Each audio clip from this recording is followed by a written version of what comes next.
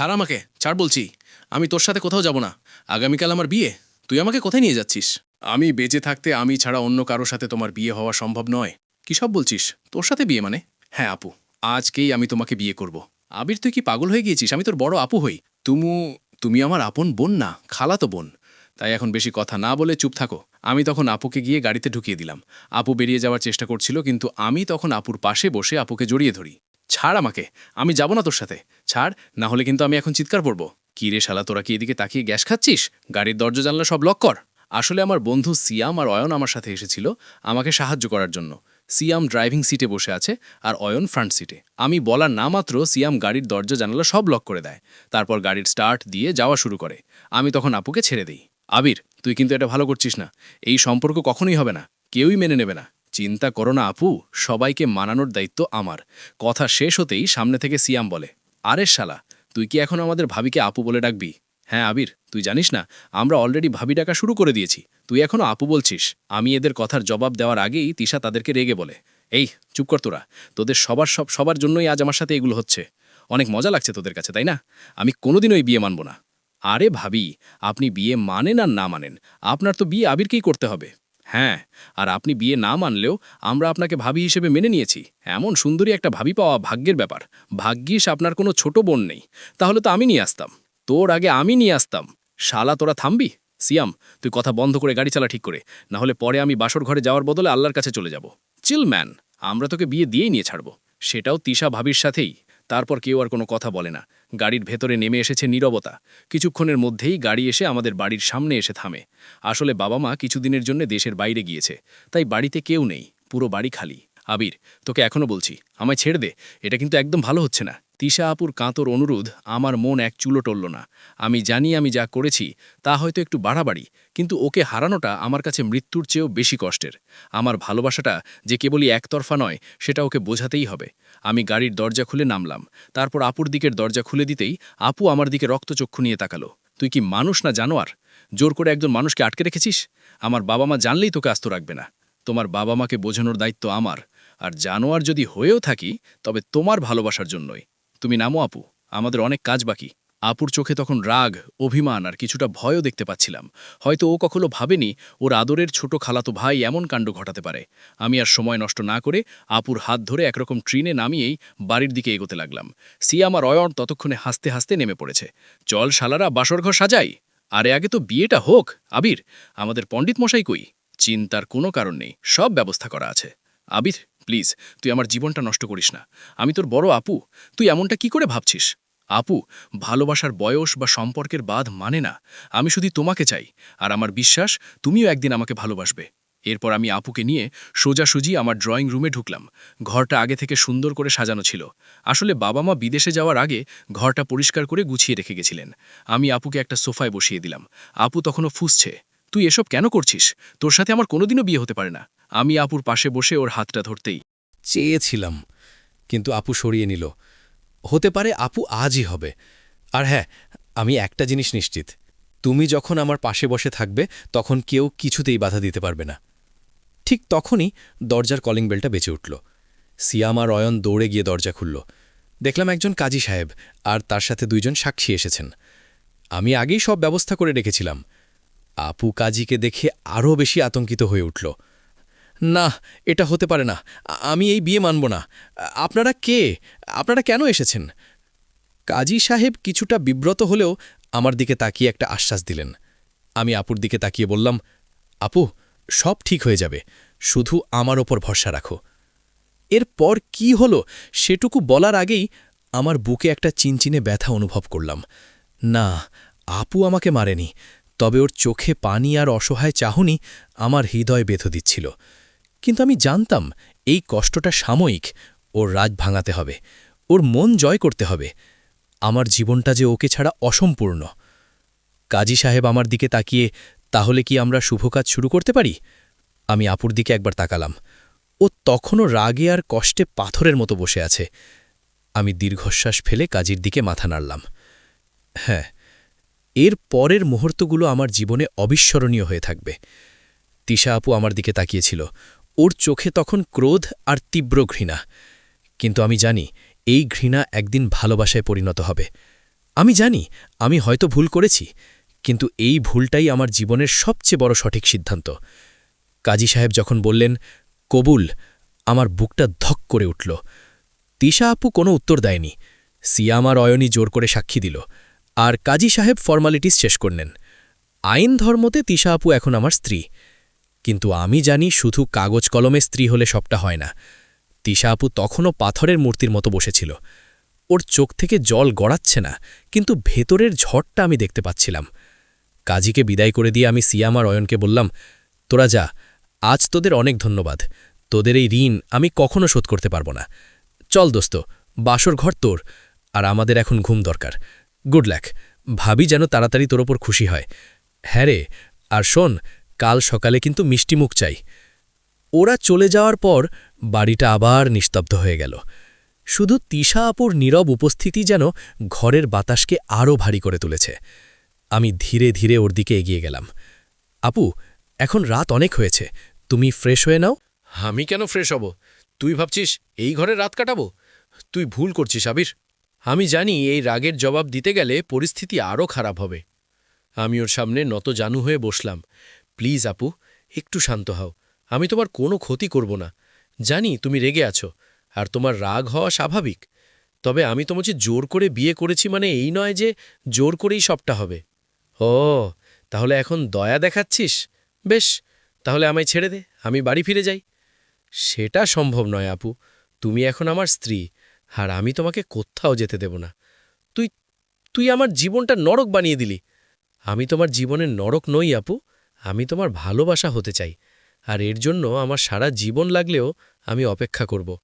শোনো, আমি জানি তুমি এই মুহূর্তে আমাকে স্বামী হিসেবে মানতে পারছো না, তাই আমি তোমাকে কথা দিচ্ছি। আমি উঠে দাঁড়িয়ে ঘরে রাখা অন্য একটা বালিশ আর একটা কম্বল হাতে নিলাম। এই ঘরটা তোমার, আজ থেকে এটা তোমার বেডরুম। আমি মেঝেতে একটা চাদর পেতে নেব। তোমাকে স্পর্শ করার বা তোমার কাছাকাছি আসার কোনো চেষ্টা আমি করব না, যতক্ষণ না তুমি আমাকে মন থেকে মেনে নিচ্ছ। তিশা আপু প্রথমে আমার দিকে অবিশ্বাস নিয়ে তাকালো। হয়তো ও ভাবতেই পারেনি আমি এমনটা করতে পারি। ওর চোখে সেই মুহূর্তের জন্য একটু হলেও বিস্ময় দেখতে পেলাম, তবে তা ক্ষণিকের জন্য। নাটক, এসবই তোর নাটক। তুই আমাকে দুর্বল করতে চাইছিস হাসার চেষ্টা করে। তুমি আমাকে নাটক বলতে পারো আপু, কিন্তু বিশ্বাস করো, আমি সত্যিই চাই না তুমি আমাকে ঘৃণা করো। আমি তোমাকে কষ্ট দিতে চাই না। আমার ভালোবাসাটা পবিত্র, আর আমি চাই এই সম্পর্কটা যেন জোরের নয়, সম্মানের ওপর দাঁড়িয়ে থাকে। আমি আর কথা বাড়ালাম না। ঘরের এক কোণে মেঝেতে কম্বলটা পেতে নিলাম। বাসর রাতের জন্য সাজানো বিছানাটা রয়ে গেল ফাঁকা, শুধু তিশা আপনার জন্য। আমি শুধু চেয়েছিলাম ও শান্তিতে ঘুমাক, আর এটা জানুক যে আমি ওর অনুভূতিকে সম্মান করি। আমার ভালোবাসাটা যে কোনো তাড়াহুড়ো বা জোরের নয়, সেটাও ধীরে ধীরে বুঝুক। আমি লাইট অফ করে দিলাম। জানালা দিয়ে আসা আবঝা চাঁদের আলোয় আমি তিশা আপুর চেহারাটা দেখতে পাচ্ছিলাম। ও তখনও সোফায় বসে আছে, বিছানায় যায়নি, কিন্তু আমি জানি আজও আমার কাছ থেকে কিছুটা হলেও মানসিক শান্তি পেল। ঠান্ডা মেঝেতে শুয়ে ওর দিকে তাকিয়ে আমি শুধু একটা দীর্ঘশ্বাস ফেললাম। আমার জীবনের সবচেয়ে মূল্যবান মানুষটা আজ এত কাছে, অথচ দুজনের মাঝে দূরত্বটা যেন যোজন যোজন মাইলের। এই দূরত্ব একদিন কমবেই, এই বিশ্বাস নিয়েই আমার চোখ বুঝে এলো। মেঝেতে রাতটা কাটানোর পর সকালে যখন ঘুম ভাঙল, তখন সারা শরীর ম্যাজম্যাজ করছিল, কিন্তু তার চেয়েও বড় চিন্তা ছিল তিশা আপু। চোখ খুলে দেখি বাসর রাতের জন্য সাজানো সেই বিছানায় আপু ঘুমিয়ে আছে। সোফা থেকে কখন বিছানায় গেছে খেয়াল করিনি। আমি নিঃশব্দে উঠে দাঁড়ালাম। বাথরুমে যাওয়ার আগে একবার আপুর দিকে তাকালাম। তিশা আপুর মুখটা কেমন যেন ফ্যাকাশে লাগছে, কপালে কিছু একটা যেন চিকচিক করছে। কাছে যেতেই বুঝলাম আপুর কপাল ঘামে ভেজা। আমি সাবধানে কপালে হাত দিলাম। আগুন! আপুর তো ভীষণ জ্বর। মা! আমার বুকটা কেঁপে উঠল। কাল রাতের ধোঁকল, মানসিক চাপ আর ঠান্ডা সব মিলিয়ে আপু অসুস্থ হয়ে পড়েছে। আমার মনে হলো এই সব কিছুর জন্য আমিই দায়ী। আমি মুহূর্তের মধ্যে আমার সব রাগ, অভিমান আর জেদ ভুলে গেলাম। এখন আমার কাছে পৃথিবীর সব কিছুর চেয়ে গুরুত্বপূর্ণ হল আপুর সুস্থতা। আমি দ্রুত বাথরুম থেকে ফিরে এলাম। সবার আগে ফার্স্ট এড বক্স থেকে একটা থার্মোমিটার বের করে আপুর তাপমাত্রা মাপলাম। 103 ডিগ্রি ফারেনহাইট। আমি একটুও দেরি না করে সোজা রান্নাঘরে গেলাম। ফ্রিজ থেকে বরফ বের করে একটা তোয়ালে দিয়ে বরফ জল তৈরি করলাম। এরপর গরম জলে নুন দিয়ে গার্গেল করার জন্য নিয়ে এলাম। আমি যখন ওর পাশে বসলাম, তখন আপুর ঘুম ভেঙেছে। কি করছিস? চুপ করে শুয়ে থাকো আপু, তোমার খুব জ্বর, কাল রাতে নিশ্চয়ই খুব ধোকল গেছে। চিন্তা করো না, আমি তোমার পাশে আছি। আমি কোনো কথা বলার সুযোগ না দিয়ে ধীরে ধীরে ওর কপালে বরফ জলের পট্টি দিতে লাগলাম। কিছুক্ষণ পর ওর মাথাটা আলতো করে আমার কোলে তুলে নিলাম। একটু গার্গেল করো তো, গলা ব্যথা হতে পারে। তিশা আপু হয়তো কথা বলারও শক্তি পাচ্ছিল না। আমার যত্ন আর উদ্বেগ দেখে তার চোখে যেন কিছু একটা পরিবর্তন এলো। কিছুক্ষণ আগে যে চোখে কেবল ঘৃণা আর রাগ ছিল, তাতে এখন কিছুটা বিস্ময় আর দুর্বলতা দেখা যাচ্ছে। ও চুপচাপ গার্গেল করল। তারপর আমি ওকে হালকা করে ফলের রস আর দুটো প্যারাসিটামল খাইয়ে দিলাম। ওষুধ খেয়ে আপু আবার চোখ বন্ধ করল। আমি এক মুহূর্তের জন্য ওর কাছ থেকে নড়িনি। ওর কপালে বারবার পট্টি পরিবর্তন করছিলাম আর মাথায় হাত বুলিয়ে দিচ্ছিলাম। প্রায় 2 ঘন্টা পর আপুর জ্বর কিছুটা কমেছে বলে মনে হলো। ও চোখ খুলে আমার দিকে তাকালো। হাবির? ওর হাতে হাত রেখে, হ্যাঁ আপু, বল, কেমন লাগছে এখন? তুই তুই কেন আমার এত যত্ন করছিস? তুই তো আমায় জোর করে ধরে এনেছিস। কারণ আমি তোমাকে ভালোবাসি আপু। জোর করে বিয়ে করতে পারি, কিন্তু জোর করে অসুস্থ হতে চাই না। আর ভালোবাসা মানেই তো যত্ন নেওয়া, পাশে থাকা। আমি তোমার স্ত্রী, আমার সব কিছু। আর স্বামী হিসেবে তোমার খেয়াল রাখাটা আমার দায়িত্ব। তিশা আপু দীর্ঘশ্বাস ফেলল, কিন্তু এবার আর প্রতিবাদ বা চিৎকার করল না। ও কিছুক্ষণ চুপ করে আমার দিকে তাকিয়ে থাকল। সেই দৃষ্টিতে আর সেই তীব্র ঘৃণাটা ছিল না, বরং সেখানে এক মিশ্র অনুভূতি। কিছুটা কৃতজ্ঞতা, কিছুটা অবিশ্বাস, আর কিছুটা বুঝতে পারা। মনে হল কাল রাতের জোরের বাঁধনটা হয়তো আজ এই যত্নের উষ্ণতায় একটু একটু করে আলগা হচ্ছে। আমি জানি ওর মন জিততে আরও অনেক পথ হাঁটতে হবে, তবে আজকের এই মুহূর্তটা আমার জন্য অনেক বড় পাওয়া। আমি ওর পাশে বসে রইলাম, মনে মনে প্রতিজ্ঞা করলাম, আমি প্রমাণ করব আমি ওর ভালোবাসা পাওয়ার যোগ্য। তোর হাতটা সরাবি না। আমার ঠোঁটে একটা হাসি ফুটে উঠল। জ্বর কমলেও আপুর হাতে এখনও দুর্বলতা। আমি ওর হাতটা আরও শক্ত করে ধরলাম। এই বুঝি আমার ভালোবাসার গল্পের নতুন পর্ব শুরু হলো। পরের দিন সকালে ঘুম ভাঙতেই মনে হলো একটা বিরাট ঝড় আসছে। কাল রাতে আপুর জ্বর কমার পর কিছুটা স্বস্তি পেয়েছিলাম, কিন্তু এখন আসল চিন্তা। বাবা মা আজ বিদেশ থেকে ফিরছেন, আর তিশা আপুর বিয়ের দিনটা ছিল আজ। তিশা আপুর বাবা মাও নিশ্চয়ই টেনশনে অস্থির, হয়তো সবাই মিলে আমার বাড়িতেই আসবে। আমি দ্রুত গোসল সেরে তৈরি হলাম। তিশা আপুরও ততক্ষণে সুস্থ হয়ে উঠেছে, তবে এখনও বেশ দুর্বল। সকালে আমি ওকে হালকা খাবার খাইয়ে দিলাম। ও আর আমার সাথে তর্ক বা ঝগড়া করেনি, কিন্তু ওর মুখটা ছিল থমথমে। আমি বুঝেছিলাম ঝড়ের আসল ভয়টা ও পাচ্ছে। আপু, তুমি কোনো চিন্তা করো না, যা বলার আমি বলবো। তুমি শুধু চুপ করে বসে থাকবে। আর হ্যাঁ, আজ আমাদের সামনে একটা কঠিন পরীক্ষা। আমরা দুজন একসাথে থাকলে সব সামলে নিতে পারবো। তিশা আপু শুধু মাথা নেড়েছিল, হয়তো আমার উপর ভরসা রাখতে চাইছে, নয়তো পরিস্থিতির কাছে আত্মসমর্পণ। ফোন করেছে ঠিক দুপুরে, যখন আমরা দুজন ড্রয়িং রুমে বসেছিলাম। কলিং বেলটা বেজে উঠল। আমার বুক কেঁপে উঠল, কিন্তু প্রস্তুত ছিলাম। দরজা খোলার আগেই সিয়াম আর অয়ন এসে হাজির। ওরা হয়তো সব খবর পেয়েছিল। দোস্ত, গেটে তোর বাবা মা আর তিশা ভাবির বাবা মা 4 জন এসেছেন। মনে হচ্ছে মহাযুদ্ধ শুরু হবে। এটাই তো চাইছিলাম। তোরা ভেতরে থাক আর পরিস্থিতির দিকে নজর রাখিস। আমি দরজা খুলতেই দেখলাম বাবা, মা আর তিশা আপুর বাবা মা, মানে আমার খালা খালু, দাঁড়িয়ে আছেন। তাদের চোখে মুখে উদ্বেগ, রাগ আর রাজ্যের প্রশ্ন। বাবা বললেন, প্রথমে শান্ত কিন্তু চাপা স্বরে, আবির, দরজা খুলতে এত দেরি কেন? আর শোনো, তিশাকে খুঁজে পাওয়া যাচ্ছে না, তুই কিছু জানিস? আমার কথা বলার আগেই খালাতো ভাইবোনদের মধ্যে একজন তিশা আপুকে সোফায় বসে থাকতে দেখে চিৎকার করে উঠল, এই তো তিশা আপু, ও এখানে কেন? আবির, তুই আপুকে কিডন্যাপ করেছিস? সবাই ভেতরে ঢুকে তিশা আপুকে দেখেই থমকে গেল। বাবা মা, খালু খালা, সবার চোখে অবিশ্বাস আর হতবাক দৃষ্টি। খালা কাঁদতে কাঁদতে তিশা আপুর দিকে ছুটে গিয়ে বলে, তিশা মারে, তুই এখানে কেন? কাল তোর বিয়ে ছিল। আবির, তুই এসব কি করেছিস? তখন খালু রাগে কাঁপতে কাঁপতে বলে, আবির, এর মানে কি? তুই আমার মেয়ের জীবন নষ্ট করে দিলি? তুই কি জানিস না ও তোর বড় বোন? পরিস্থিতি মুহূর্তে খারাপ হয়ে গেল। খালু তেড়ে এলেন আমার দিকে। বাবা দ্রুত মাঝখানে এসে দাঁড়ালেন। বাবা তখন চিৎকার করে বলে, থামো তোমরা, আগে আবিরকে বলতে দাও কি হয়েছে। আমি জানতাম এটাই সুযোগ। আমি স্থির হয়ে শান্ত ও দৃঢ় কণ্ঠে সবটা বললাম। জোর করে বিয়ে করা থেকে শুরু করে কাল রাতে তিশা আপুর অসুস্থতা এবং বাসর রাতে আলাদা থাকার সিদ্ধান্ত পর্যন্ত সব। আমি জোর গলায় বললাম, তিশা আপুকে আমি কতটা ভালোবাসি এবং ওকে স্ত্রী হিসেবে আমি কতটা সম্মান করি। আমার কথা শুনে সবাই স্তব্ধ হয়ে গেল। তিশা আপু তখনও মাথা নিচু করে বসে আছে। আমি ওর হাতটা শক্ত করে ধরলাম। আপু হাত সরায়নি। এই নীরব সমর্থনে আমার জোর ছিল। আবির, তুই এইসব কি করলি? এমনভাবে কেউ বিয়ে করে, কিন্তু ও কি কিছু খেয়েছে? কেমন আছে এখন? মায়ের এই প্রশ্নটা যেন সবার রাগ কিছুটা শীতল করল। মা সব কিছুর পরেও আমার সন্তান আর তিশা আপু আমাদের পরিবারের মেয়ে। এরপর প্রায় 2 ঘন্টা ধরে আলোচনা চলল।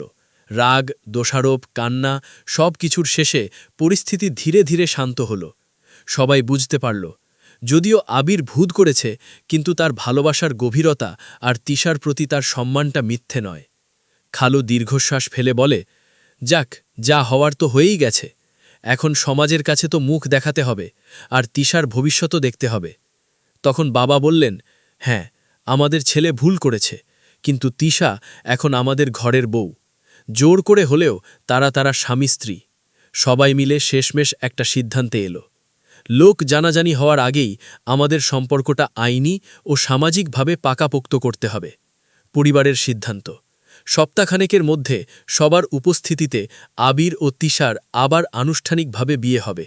বড় করে অনুষ্ঠান হবে না, কিন্তু সব রীতি মেনেই হবে, যাতে কেউ প্রশ্ন তুলতে না পারে। তিশা আপু চোখ তুলে একবার আমার দিকে তাকালো। ওর চোখে এখন আর ঘৃণা বা রাগ নেই, আছে এক গভীর অনিশ্চয়তা। আমি ওর হাতটা আরও শক্ত করে ধরলাম। এইবার আর জোর নয়, এই বাঁধনটা হবে পরিবারের আশীর্বাদে আর আমার ভালোবাসা দিয়ে। পরিবারের সবার সিদ্ধান্ত মেনে যখন দ্বিতীয়বারের মতো বিয়ের প্রস্তুতি শুরু হলো, তখন আমার মনে হচ্ছিল আমি যেন আবার নতুন করে জীবন শুরু করছি।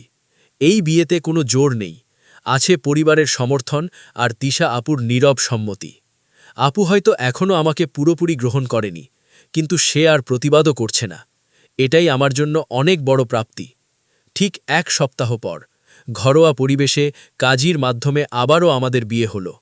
এবার সবটাই হলো স্বাভাবিকভাবে, হাসি মুখে। যদিও অনুষ্ঠানটা ছোট ছিল, কিন্তু তাতে আনন্দের কমতি ছিল না। আর এই আনন্দের প্রধান উৎস ছিল আমার 2 শয়তান বন্ধু, সিয়াম আর অয়ন।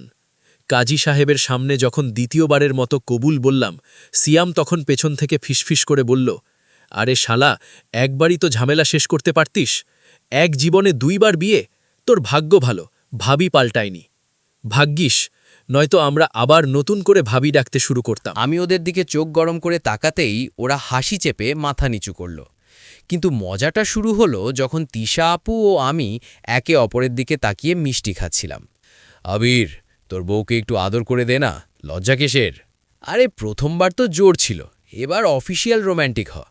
তিশা আপু লজ্জায় লাল হয়ে গেল। আমি কোনো মতে হাসি চেপে ওদের ধমকে বললাম, তোরা থামবি নাকি দূর হয়ে যাবি এখান থেকে? কিন্তু পরিবেশটা মুহূর্তেই হালকা হয়ে গেল। আমার বাবা মাও তখন মৃদু হাসছিলেন। সেই মুহূর্তের নির্মল আনন্দটা ছিল অসাধারণ।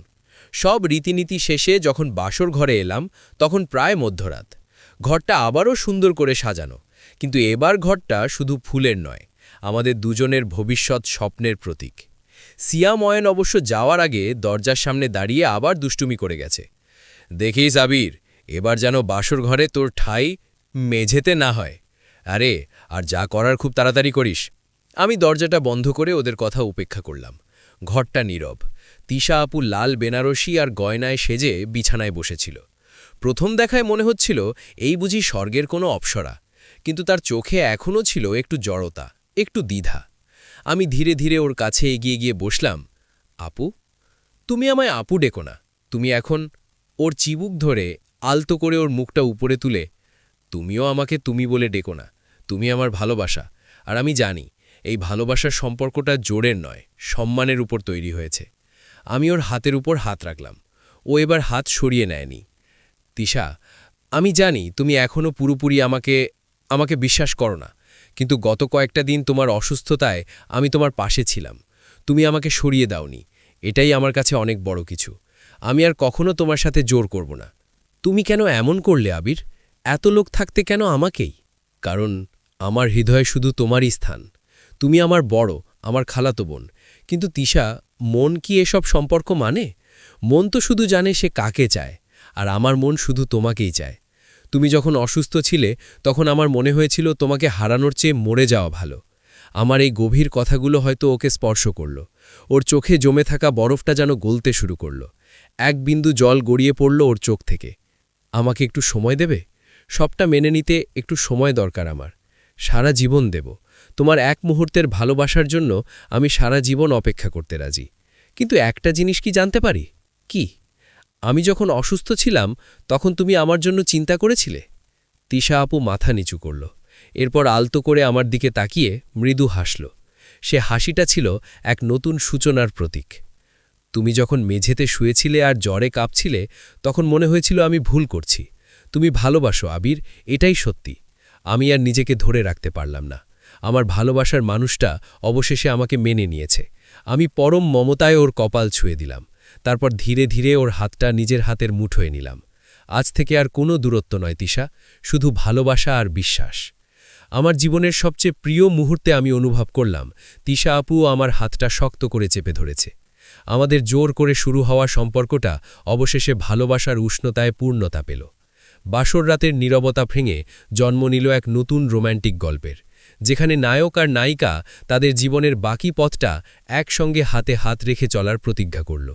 তো দর্শক বন্ধুরা, আমরা গল্পটির শেষ প্রান্তে চলে এসেছি।